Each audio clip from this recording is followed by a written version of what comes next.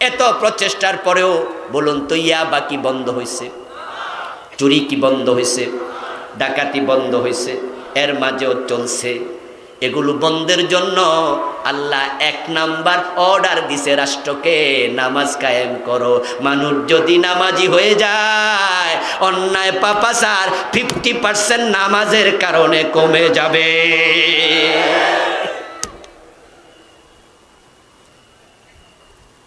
ও প্রিয় ভাই, এটাই ধ্রুব সত্য, বাস্তব সত্য।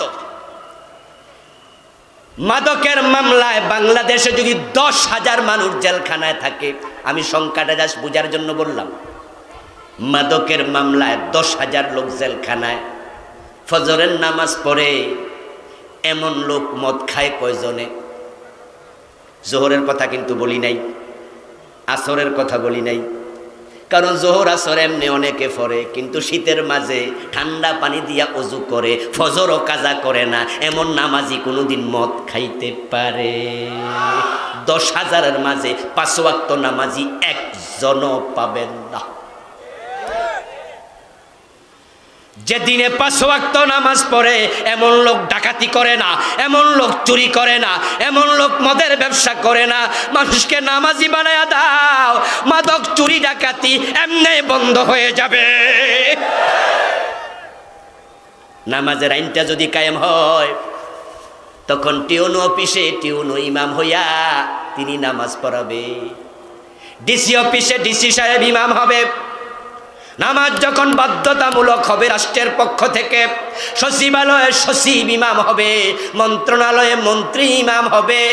ও বন্ধু, ডিসি অফিসে ডিসি সাহেব ইমাম, অফিসাররা যদি ইমামতি করে, তাহলে ঘুষ অবশ্যই কমে যাবে।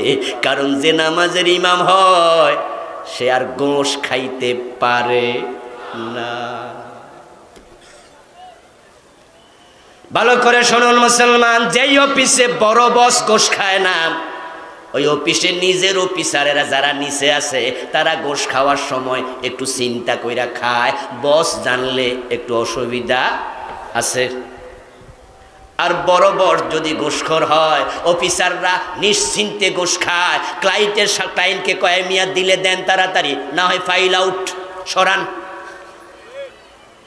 আপনি কোন কি বললেন? দিনে তো পরে যাই না শুইনা মানুষের সামনে ঘোষান, আপনার বিরুদ্ধে উপরে অভিযোগ করা হবে, বসকে জানাবো। ও মিয়া মুস্কি হাসি দিয়া কয়, জানান গা, উনারও 5% দেই, আমি একা খাই নাকি? নিশ্চিন্তে খায়, বস যেহেতু খায়। নামাজ কায়েম করে ফেলো, তাহলে বসরা ঘুষমুক্ত হয়ে যাবে। আর এই দেশটা যদি ঘুষমুক্ত হয়, টাকা পাচার মুক্ত হয়, দেশের সম্পদ লুণ্ঠন মুক্ত করা যায়, সোনার বাংলা বানাতে 20 বছরও লাগবে না।